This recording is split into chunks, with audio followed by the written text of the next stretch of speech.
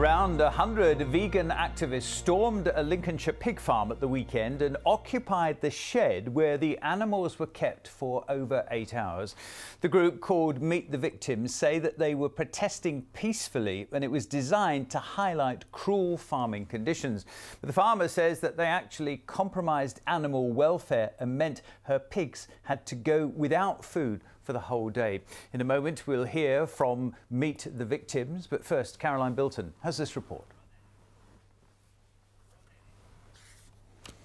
They said it was a peaceful protest. The farmer described it as an invasion. 200 activists came onto this Lincolnshire pig farm, chosen not for its welfare standards, they say, but to show people the true picture of a typical pig farming unit. 100 people staged a sit-in protest inside this farrowing house for 8 hours. Well, I have seen some of the footage that was filmed in these farrowing houses over the weekend, and it does appear to show some dead animals. We have decided not to show you that footage this evening, but the farmer has agreed to talk to us. Describe to me in your words what happened here at the weekend. I minded my own business and suddenly I was confronted with over 200 people all wearing uniform regulation, with most of them wearing masks. Completely bombarded this place. I was really frightened. I was scared and I was incredibly intimidated. Well, first of all, the sows were very stressed initially with all the noise and commotion, jumping up and down, squashing piglets, causing general havoc. They were picking piglets up, cuddling them. There's a lot of screaming going on. The piglets do not actually want to be cuddled. They're then, unfortunately, putting the piglets back in the wrong pens. Our next major issue, because it was such a long point of time, was we were not able to fulfil our caring and farming duties to the animals. We could not get in to feed. Our barrow is the width of the passage. We could not feed with those people in there. So these animals went without food as a result of this protest? Yes, they did.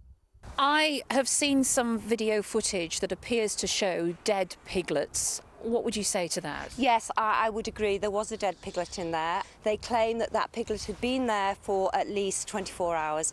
I can categorically state that is not the case. That piglet was fine when I was in there. It looks as though a big sow has stood on it. Possibly they put the wrong piglet back in the wrong pen. We have also seen footage that appears to show piglets on a muck heap, dead carcasses, and can you explain that to us? Yes, I can. These piglets were stillborn, so yes, there were dead piglets. No, they had not been there for weeks. They stopped us collecting them up. They stopped us working. Should people who shop for meat in supermarkets be concerned about the welfare of pigs in places like this? Here, we run to the Red Tractor scheme, as do the majority of the farms in the UK. Our standards are the highest. The farm was keen to show us these sheds today, overlooked by the protesters. They say they're still shaken up by what happened here and claim animals have been caused undue stress by this protest. Caroline Bilton, BBC Look North, Lincolnshire. Thank you, Caroline. Well, that's what happened. This afternoon, I spoke to Chris Hines, who is from Meet the Victims UK. Mr. Hines, why did you choose this farm, a Red Tractor approved farm, typical of so many in this country? Well, that's kind of the exact reason we wanted to target a farm like that, purely because we wanted to give a really true kind of look at a typical farm rather than one that may have been investigated in the past. But why did you think it was OK to trespass on this farm, invading the property with dozens of activists? Well, pretty much, we want to show the reality of what goes on inside. Now, it may seem extreme to people, the action that we did, but what's more extreme is what's actually going on inside these facilities. I mean, these animals are, greatly suffering, and they're all going to go to a slaughterhouse to be put into a gas chamber. Yeah, but everybody knows what happens. This is a legitimate business subject to independent audits every year, some unannounced audits. The farmer says the protest caused the death of 2 piglets. This hardly sounds like a peaceful process. What do you say to that accusation, by the way? That's completely false. In fact, we have about 50 live streams that will show evidence of this. People can more than welcome to go and check those out and see if they can find any evidence. In fact, those piglets were found dead on arrival, as well as piglets that were thrown into a manure pile outside of the shed, and also piglets in another shed that are just abandoned on the floor. The farm says that protesters were picking up animals. One person tried to take an animal off the site and was stopped by the police. Yeah, because they wanted to try and get them out of harm's way. All these animals are ultimately going to go to their death. So as much as people think that what the activists are doing is extreme, what is going on in these industries is far more extreme for something that we don't need. We do not need to eat animal products. But what about the stress you cause? What about the stress you cause to the animals there and also to the family?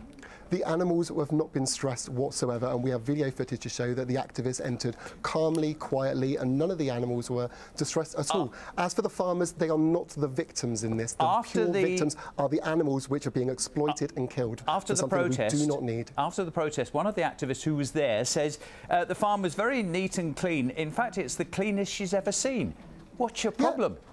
Well, indeed, it was fairly clean compared to other places, but what we want to show is the standard industry. You know, these mothers were in farrowing crates where they can take about one step back, one step forward. They can't turn around. They're in there for about 8 weeks. If there were dogs in those crates, there would be absolute outrage. What you basically want is the world to turn vegan. Do you really think that behaviour like this, that people have now seen on their televisions, is going to make people think, do you know, I think I'll stop eating meat?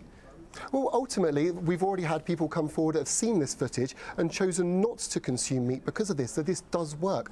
In the end, this is, you know, sometimes extreme situations require extreme actions. And although people think that what we did was extreme, which was go into a shed peacefully and sit in there. Well, it wasn't peacefully, according to some. Do you want to, just finally, do you want to publicly apologise now to the farmer on behalf of the dozens of protesters who invaded the farm?